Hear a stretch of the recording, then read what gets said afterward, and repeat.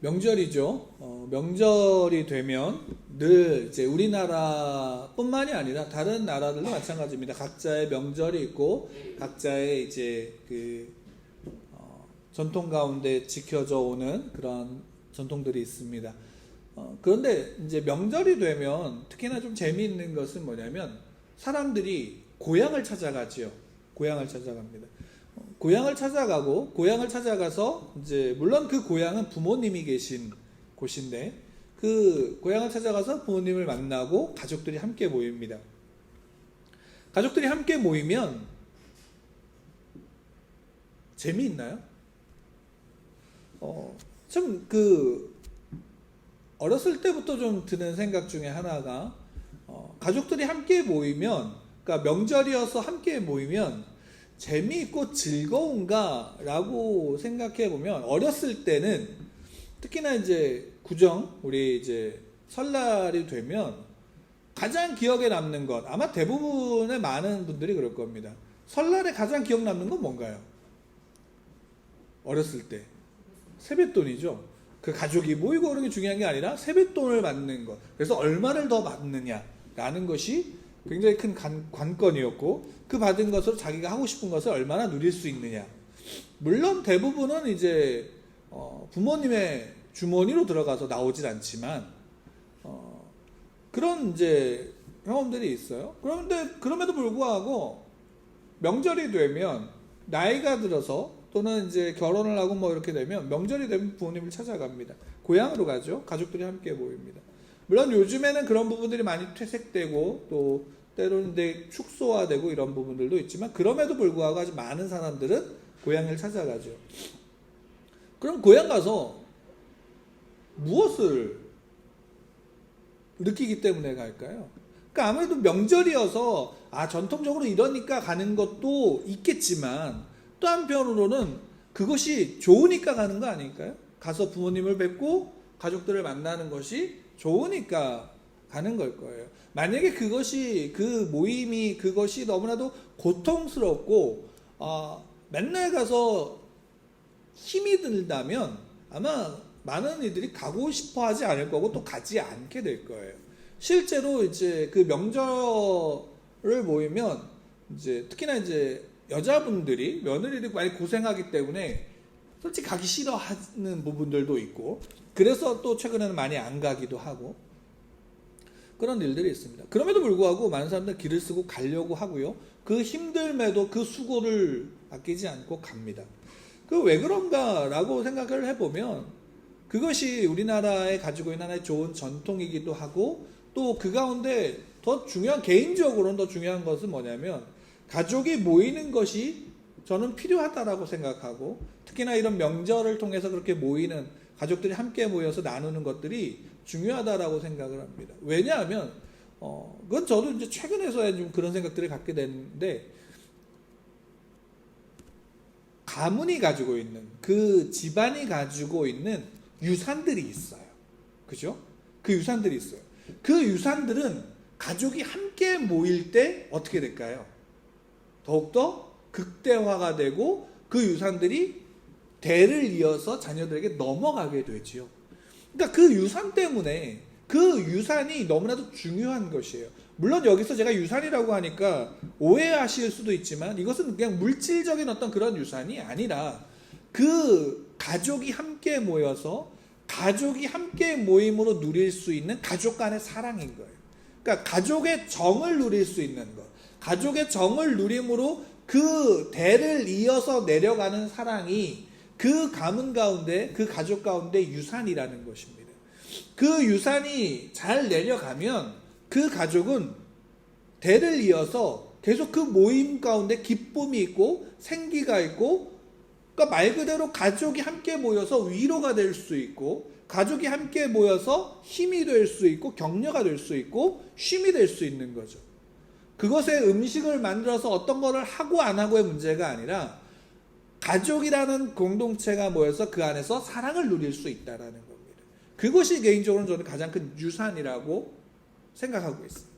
그 유산은 가족이 모일 때 형성이 되는 거죠. 그리고 그 안에는 위로가 있고 쉼이 있는 거예요. 누가 어떤 일을 하고 누가 무엇을 사오고 안 사오고는 그 다음에 중요한가요, 안 중요한가요? 그것은 그 다음의 일인 거예요. 왜? 가족이 그 안에서 함께 모일 때 그 사랑을 나눌 때 그 사랑을 나누는 것이 기쁨이 되기 때문에 자연스럽게 그 일들이 함께 하는 거죠. 왜 이 말씀을 드리냐면 우리가 하나님을 믿는 믿음을 가지고 이 땅 가운데 살아갈 때 그 믿음을 가진 자들이 이 땅에서 가질 수 있는 가장 큰 복이 뭘까요? 하나님을 믿는 사람들, 그래서 신앙을 가지고 살아가는 사람들이 이 땅에서 누릴 수 있는 가장 큰 복은 무엇이냐라는 겁니다. 그 복은 부자가 되는 건가요? 그 복은 건강해지는 걸까요? 좋은 학교에 들어가고 좋은 지위를 가지고 좋은 어떤 뭔가를 재능을 갖는 게 복일까요? 성경에서는 한 번도 그런 부분에 대해서 복이다라고 이야기한 적이 없습니다. 성경에서 하나님이 이스라엘 백성들을 택하시고 또 예수님께서 이 땅에 오셔서 십자가의 죽으심으로 그분을 통해서 다시 부활하신 그 생명으로 살려주신 우리, 그 모든 하나님의 자녀가 된, 영접하는 자고 그 이름을 믿는 자들에게 하나님의 자녀가 되는 권세를 주신 그 하나님의 자녀들, 우리를 이야기하죠.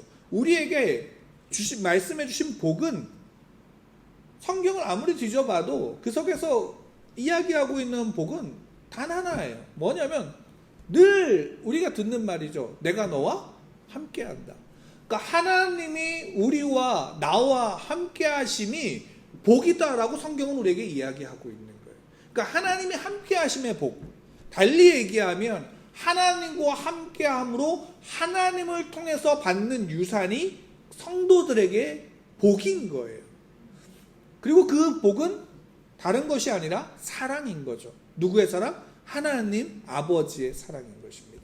그 사랑이 흘러오는 거예요. 그러니까 그것이 계속적으로 반복해서 성경은 우리에게 이야기하고 있고 또 그로 인해서 우리에게 그것을 주는 거예요. 그리고 그 받은 유산을 언제 우리가 확인할 수 있을까요? 언제 그 유산을 누릴 수 있을까요? 언젠가요? 명절 때 가족이 모이면 그 사랑을 유산으로 누릴 수 있지요. 그죠? 부모로부터 흘러오는 유산이 너무. 그러면 그것은 한 성도에게 있어서 복은 뭘까요? 예배인 거예요. 성도들이 함께 그 공동체 가운데 함께 모여서 하나님과 함께하는 삶을 나누는 것이 그 믿음의 유산이 그 가운데서 극대화되고 보여지고 드러나는 거예요. 그리고 서로가 그것을 보면서 어떻게 돼요? 위로를 받고 격려를 받고 또한 쉼을 누리는 거예요. 그 예배 속에서는 하나님이 온전히 그 모든 성도들 가운데 임하시고 그 가운데 역사하시는 거죠. 그것이 하나님께서 우리에게 주시는 믿음의 유산인 거예요. 그 유산은 하나님의 자녀들만이 받을 수 있는 것이고 누릴 수 있는 것입니다. 그러면 당연히 우리는 뭘 보는 거예요?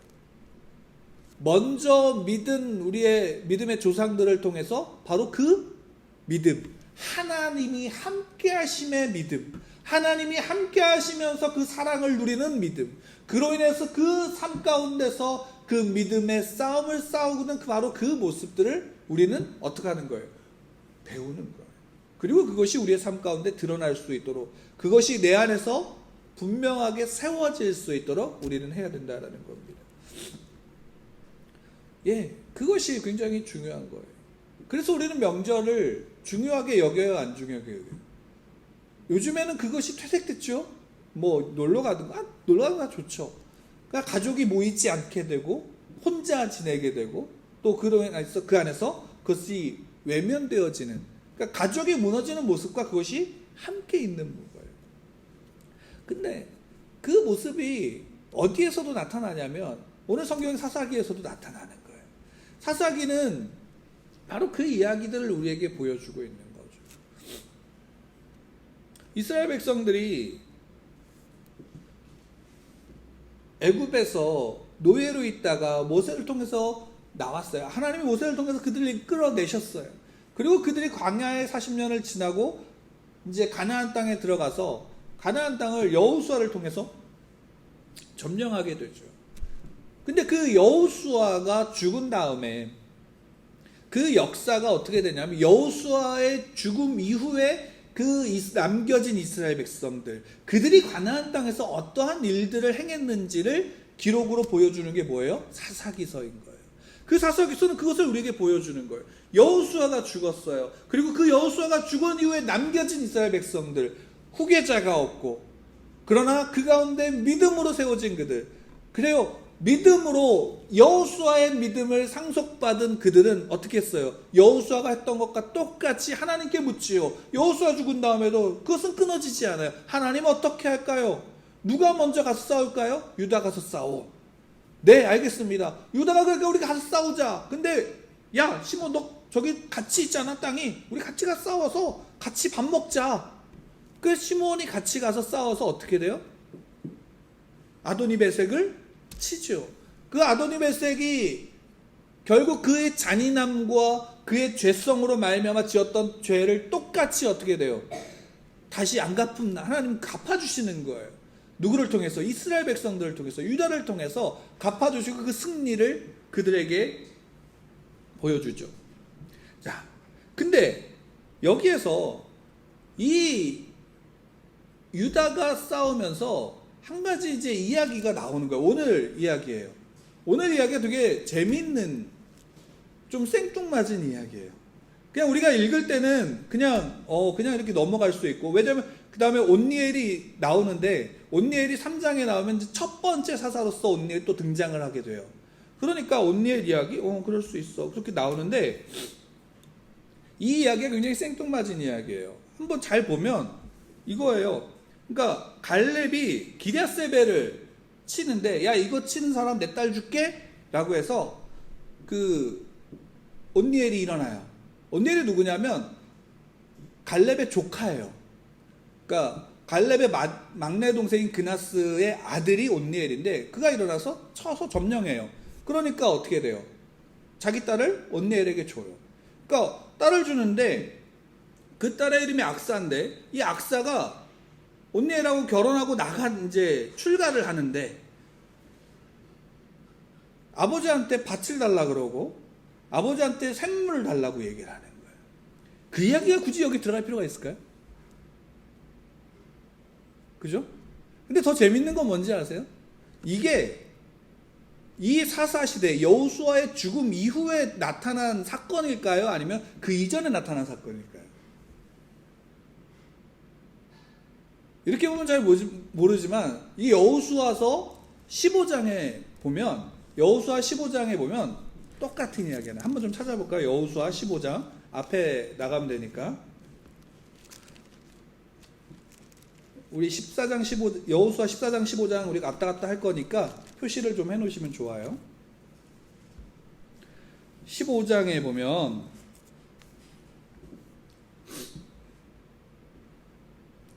16절부터 좀 볼게요. 자, 같이 읽을까요? 시작. 갈렙이 말하기를 기랴세벨을 쳐서 그것을 점령하는 자에게는 내가 내 딸 악사를 아내로 주리라 하였더니, 갈렙의 아우 그나스의 아들인 온니엘이 그것을 점령함으로 갈렙이 자기 딸 악사를 그에게 주었더라. 악사가 출가할 때에 그에게 청하여 자기 아버지에게 밭을 구하자 하고 나귀에서 내림에, 갈렙이 그에게 묻되 내가 무엇을 원하느냐 하니, 이르되 내게 복을 주소서. 아버지께서 나를 네겝 땅으로 보내시오니 샘물도 내게 주소서 하매, 갈렙이 윗샘과 아랫샘을 그에게 주었더라. 어때요? 거의 내용이 똑같지요. 여기 네겝이라고 나온 거는 남방을 이야기를 하는 거예요. 그러니까 똑같은 이야기예요. 이거는 여호수아 때 있었던 일이거든요. 근데 그 이야기를 사사기 저자는 어떻게 돼요? 또 한 번 더 반복하고 있는 거예요. 반복하고 있는 거예요. 똑같은 이야기를. 왜일까요? 왜 똑같은 이야기를 반복하고 있을까요?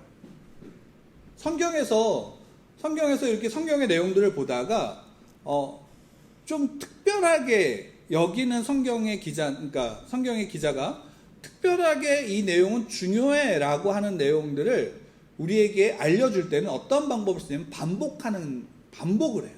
그 내용을 반복을 하는데 그러니까 결국 지금 이 이야기가 중요하다는 거예요, 안 중요하다는 거예요?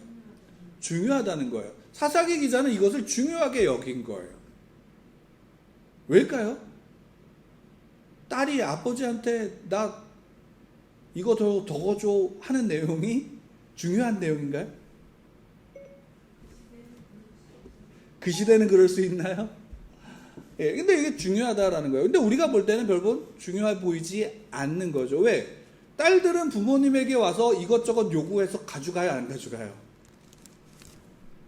오늘날에도 가져가잖아요. 그 모습들을 많이 보는데 마치 그것과 같아요.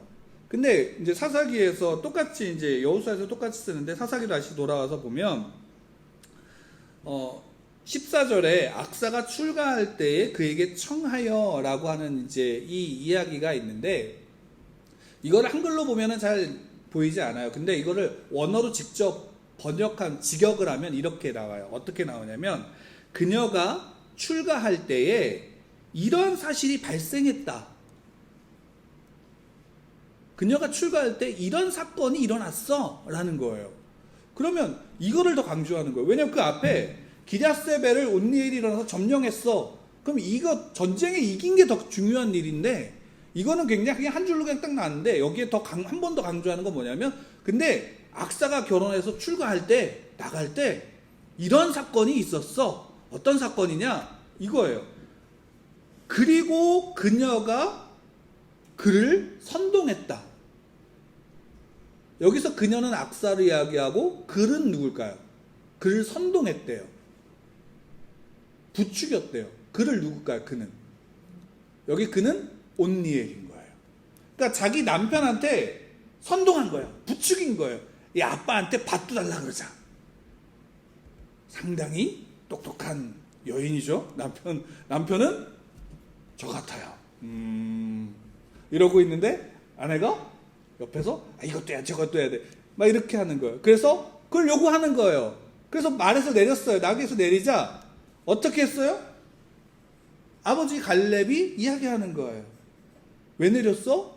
나 복 주세요.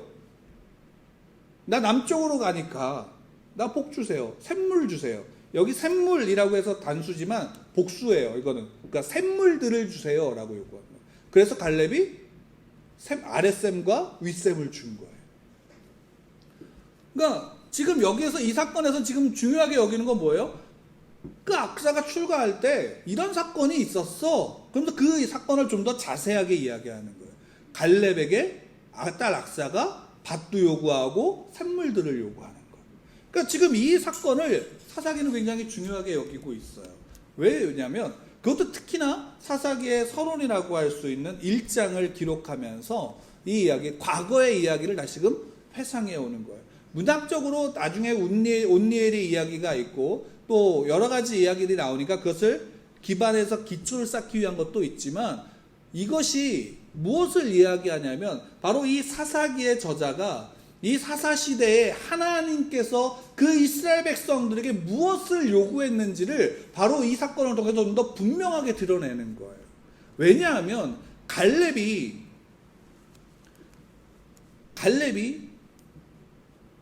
자기에게 허락한 땅, 하나님이 약속한 그 땅에 대해서 뭐라고 이야기했냐면 바로 우리가 아까 봤던 여호수아 14장에 보면 우리가 정말로 잘 알고 있는 갈렙의 신앙 고백을 들을 수가 있어요. 갈렙의 신앙 고백. 어떻게 되어 있냐면 14장 10절부터 보면 이렇게 이야기해요. 제가 읽어드릴게요. 이제 보소서 여호와께서 이 말씀을 모세에게 이르신 때로부터 이스라엘이 광야에서 방황한 이 45년 동안을 여호와께서 말씀하신 대로 나를 생존하게 하셨나이다. 오늘 내가 85세로 돼 모세가 나를 보내던 날과 같이 오늘도 내가 여전히 강건하니 내 힘이 그때나 지금이나 같아서 싸움에나 출입에 감당할 수 있으니 그 날에 여호와께서 말씀하신 이 산지를 지금 내게 주소서. 당신도 그날에 들으셨거니와 그곳엔 아낙 사람이 있고 그 성읍들은 크고 견고할지라도 여호와께서 나와 함께 하시면 내가 여호와께서 말씀하신 대로 그들을 쫓아내리다 하니. 14절에 이렇게 이야기하죠. 갈렙의 기업이 되어 오늘까지 이르렀으니 그가 이스라엘 하나님 여호와를 온전히 쫓았습니다. 그 기억하고 있는 거예요. 자, 보세요. 그러니까 갈렙이 신앙을 고백하죠. 원래는 갈렙이 이스라엘 백성들이 가데스 바네아의 앞에서 가나안 땅을 바라볼 때 12명의 정탐꾼 중에 한 명으로서 가나안 땅을 정탐해요. 근데 그 12명의 정탐꾼 중에 10명의 정탐꾼들은 다 뭐라고 얘기하냐면 그 땅 젖과 꿀르는 땅이에요. 풍성해요. 좋아요. 근데 그 땅에는 거인들이 살고 있어요. 네피림의 후손인 아낙자손들이 살고 있어요. 그들은 거인이에요. 그들은 힘이 세요. 그들은 견관성을 가지고 있어요. 근데 그들 앞에 우리는 다 메뚜기 같이 밖에 보이지 않아요. 나는 우리는 그 땅을 차지할 수 없어요 라고 할 때 이 갈렙하고 여호수아가 어떻게 했냐면 여호와께서 함께 하시면 여호와께서 우리와 함께 하시면 우리는 그 땅을 가질 수 있어. 점령할 수 있어. 그들은 우리 파비아라고 고백을 해요. 그러자 모든 이스라엘 백성들이 분노해서 갈렙하고 여호수아를 죽이려고 할 때 하나님이 그것을 막으시고 어떻게 하냐면 이스라엘 백성들에게 이야기하죠. 너희들이 나를 믿지 않으니까 그 정탐했던 하루가 1년처럼 40년을 광야를 배회하게 된 거예요. 그래서 너희들이 약해서 죽을 거라고 했던 바로 그 자녀들, 그 어린 아이들은 가나안 땅에 들어가지만 너희들이 어른으로서 지금 있는 20세 이상의 너희들은 다 광야에서 죽을 거야 라고 해요. 단 갈렙하고 여호수아만 그 땅을 밟을 거야. 그래서 실제로 갈렙하고 여호수아만 가나안 땅에 들어가서 정복 전쟁을 하고 있죠. 그 정복 전쟁을 하고 있을 때 갈렙이 고백하는 거예요. 자, 이제 내 땅, 내 하나님이 내게 허락하신 그 땅 내가 갈게요. 그 땅에 안악자손이 있어요. 그 땅에 거인들이 있고요. 그 땅에 성이 견고할지라도 여호와와 나 함께 하시니까 나 가서 그 땅을 취할 거예요. 그러니 말씀하신 그 산지, 이 산지를 지금 내게 주소서라고 갈렙이 고백하는 거예요. 이 신앙의 고백 가운데 고백을 하고 나서 그 땅을 점령해 나가요. 그리고 기랴세벨, 이제 원래는 드빌이라는 이름의 기랴세벨의 앞에 서서 이야기하는 거예요. 선언하는 거예요. 뭐냐면 야, 여기 올라가서 이 성을 점령하는 사람에게 내 딸을 줄게 라는 거죠. 내 딸을 줄게 라고 선언할 때 이 선언은 단순하게 야, 저 땅이 정말 저 성이 견고하고 적들이 강대해서 도저히 이길 수가 없어. 그런데 야, 나가서 누가 싸워서 이기면 내가 줄게. 어쩔 수 없어서 그렇게 하는 것이 아니라 이 갈렙이 이 기랴세벨을 점령하는 사람이 이게 내 딸을 주겠다라는 것은 어떤 것이냐면 내가 가지고 있는 이 믿음, 내가 가지고 있는 이 신앙의 고백을 나를 이어서 가지고 받아서 나갈 자가 누구냐라고 묻는 거예요. 그때 온니엘이 일어나서 그 땅을 점령하는 거예요. 그래서 재미있는 것은 그 갈렙의 고백 다음에 15장, 여호수아 15장 1절부터 이렇게 보면은 유다의 경계선을 이야기해요. 유다의 경계, 동은 어쩌고 남은 어쩌고 선은 어떻다라고 해서 쭉 경계선을 이야기해요. 그 다음에 어떤 이야기가 나오면 온니엘이 그 기랴세벨을 점령하는 이야기를 여기에 두는 거예요.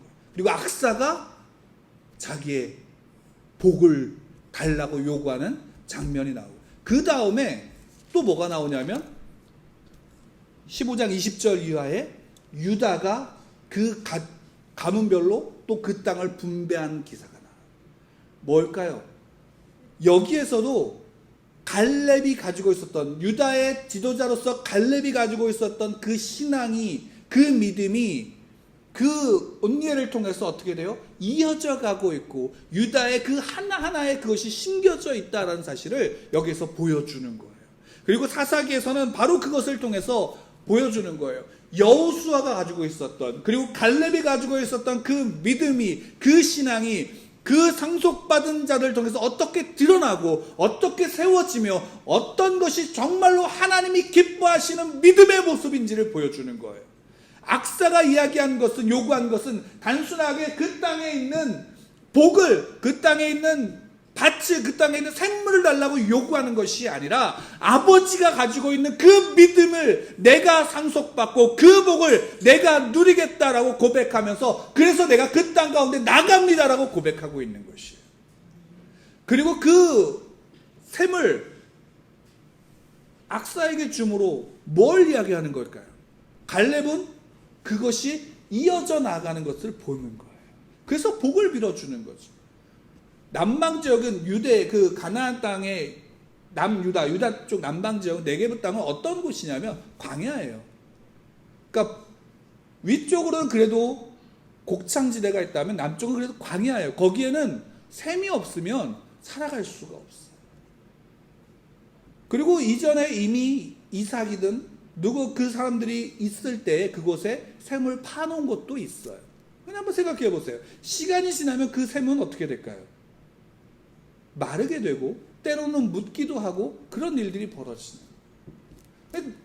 유다의 남쪽에서는 하나님이 그에게 복을 주었다, 하나님이 그와 함께 한다는 것을 무엇으로 드러나냐면 샘물로 통해서 드러나는 거예요. 그래서 이삭 때 보면 이삭이 가는 곳에마다 뭘 팠어요? 샘물을 팠어요. 우물을 판 거예요. 그리고 파는 곳마다 물이 나오는 거예요. 근데 재밌는 사실은 팔 때마다 어떤 일이 벌어지냐면 분쟁이 벌어져요. 왜? 그 샘물, 물이 있다라는 것은 한 부족의 그 생존이 걸린 일이기 때문에. 그래서 그곳이 샘물이 있으면 그곳에 와서 그것을 빼앗으려고 하는 자들이 있어요. 근데 되게 재밌는 것은 이삭은 어떻게 해요? 싸워요, 안 싸워요? 안 싸워요. 그리고 가서 다른 데 그냥 파요. 그럼 거기 또 물이 나와. 그 일을 계속 반복해요. 근데 놀라운 건 뭔지 아세요? 아비멜렉이 와서 왕이고 이미 군사력을 가지고 있고 강한 성읍을 가지고 있는 아비멜렉이 와서 이삭한테 와갖고 동맹을 제안해요. 떠돌이 부족인데. 왜? 그가 파는 곳마다 뭐가 나와요? 물이 나오니까. 하나님이 너와 함께 하신다. 그러니까 우리 동맹을 맺자라고 그 동맹을 요구해요. 왜? 그 삶을 통해서 누가 함께 하심이 드러나는 거예요? 하나님이 함께 하심이 드러나는 거예요. 하나님이 함께 하심이 드러나니까 그 강대한 자도 어떻게 하는 거예요? 그에게 함부로 할 수 없는 거예요. 악사는 바로 그것을, 온니엘과 함께 그 믿음이, 갈렙이 가지고 있었던 그 믿음의 유산이 그들로 하여금 상속되어져 가는 거예요. 그리고 하나님은 여호수아 다음에 이스라엘의 후계자, 지도자를 세우지 않으셨음이 다른 거 아니에요. 그들이 가지고 있는 그 지파별로 이스라엘 모든 백성이 다 어떻게 하기를 원하는 거예요? 그 믿음 앞에 서기를 원하는 거예요. 그 믿음이 그들 가운데 상속되어져서 그들 한 명 한 명이 하나님 앞에 서서 하나님의 음성을 듣고 하나님이 함께 하심을 믿고 나아가기를 원하시는 거예요. 여러분 한번 보세요. 여호수아가 모세의 후계자로 세워질 때에 하나님이 여호수아에게 말씀하신 건 뭔가요? 너가 율법을 주야로 묵상하고 그 율법을 지켜 행해라 라는 것이에요. 그리고 거기 한 번 더 붙인 건 뭐냐면 내가 너와 함께 한다라는 거예요. 하나님이 여호수아에게 주신 말씀은 그거예요. 내가 너와 함께 한다.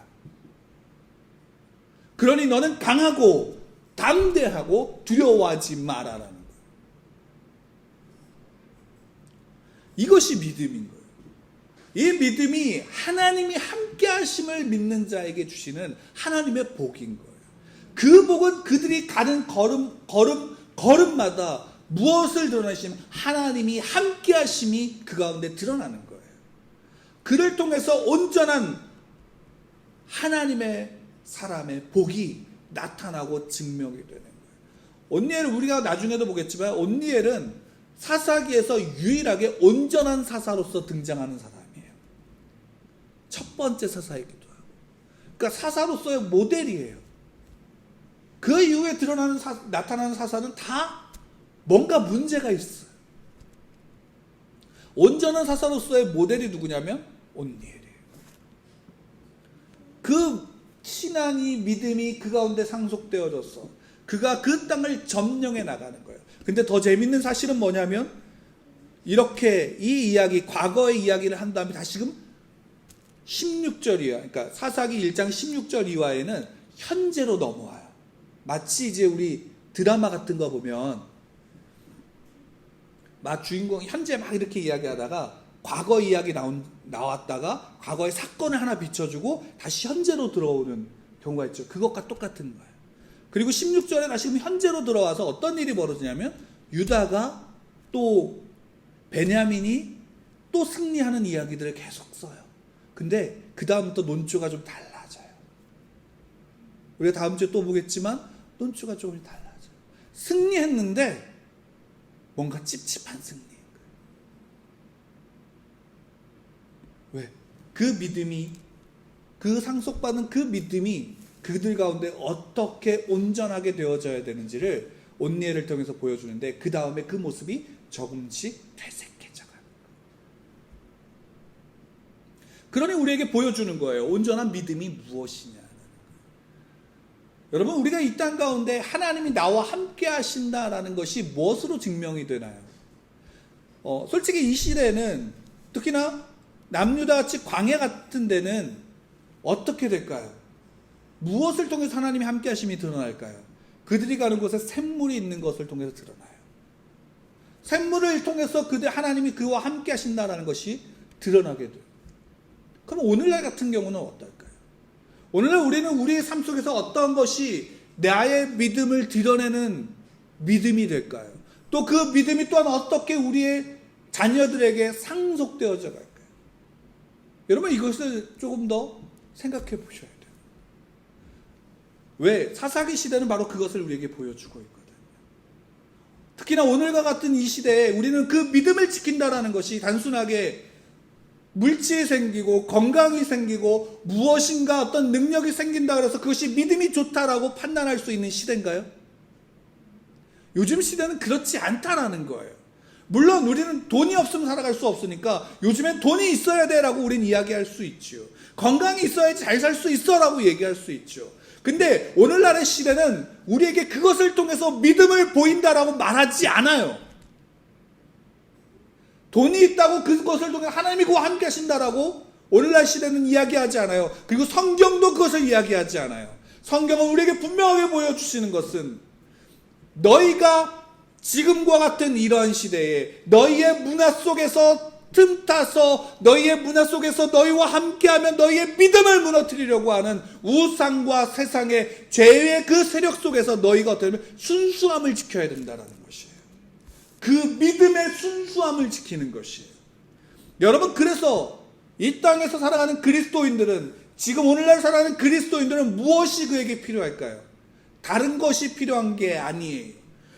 물질이 없다 그래서 그가 저주받은 것도 아니에요. 가난하다고 또한 병들었다 그래서 그가 저주받은 것이 아니에요. 오히려 지금 같은 시대에는 믿음이 없이 오히려 믿는다고 하면서 그 믿음을 통해서 세상과 야합하고 합리화하는 신앙을 가지고 나아가는 것이 오히려 저주받은 신앙의 모습인 거예요. 그리고 그것을 분명하게 보여주는 것이 사사기서예요. 사사기서는 하나님께서 이스라엘 백성들에게 분명히 얘기하셨어요. 그 땅의 거민들을 철저하게 배척하라는 거예요. 그 땅의 전통을 철저하게 외면하라는 거예요. 말살하라는 거예요. 이것은 그들의 사람을 죽이라는 것이 아니라 그 가나안 땅, 하나님이 허락한 그 땅 가운데서 무엇을 분명하게 세우라는 거예요. 신앙을 분명하게 세우라는 거예요. 하나님과 세상을 경험하여 섬기지 말라는 거예요. 저 나라가, 저 민족이 더 강해 보이니까 그들의 문화를 따라가지 말라는 거예요. 오직 누구를 바라보라는 거예요? 하나님만을 바라보고 하나님만을 의지하고 하나님만을 믿으라는 거예요. 그러면 너희에겐 철병거가 없어도 내가 너희와 함께하는 거예요. 너희에겐 견고한 성읍이 없어도 내가 너희와 함께하는 거예요. 너희에겐 강력한 군사력이 없어도, 말이 없어도 내가 너희와 함께하는 그것이 너희들의 삶의 모든 것이야. 온니엘은 바로 그것을 우리에게 보여줘요. 왜? 여호수아서 14장에 갈렙이 이 편지를 내게 주소서, 지금 내게 주소서. 여호와께서 함께 하시면 이 땅을 취할 수 있습니다. 그 결론을 가지고 14장 14절에 이야기하는 것이 뭐라고? 헤브론이 그나스의 사람 여분네의 아들 갈렙의 기업이 되어 오늘까지 이르렀으니 이는 그가 이스라엘의 하나님 여호와를 온전히 쫓았습니다. 여호와를 온전히 쫓았습니다. 여호수아가 마지막으로 이스라엘 백성들에게 유언할 때도 무엇을 요구하나요? 나와 내 집은 여호와를 쫓는다. 여호와만 섬긴다. 너희들은 어떻게 할 거냐?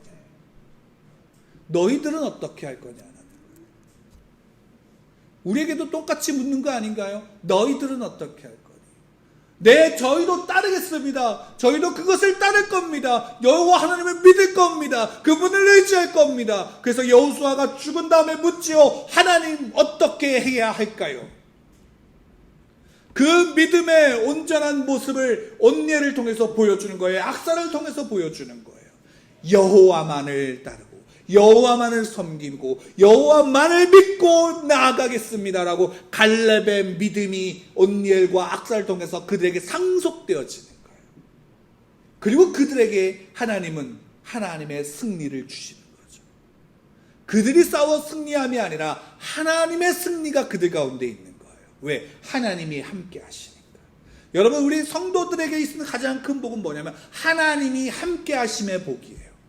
하나님이 함께하는 자에게는 하나님의 승리가 있는 거예요. 세상의 승리가 아니라 하나님의 승리가 있다고요. 사사기서는 바로 그걸 우리에게 보여준 거예요. 하나님의 승리. 하나님의 승리가 너희와 함께 있다는 것을 보여주는 거예요. 너희와 함께하는 나이사. 그리고 그것은 우리에게 무엇으로 표현되어질까요?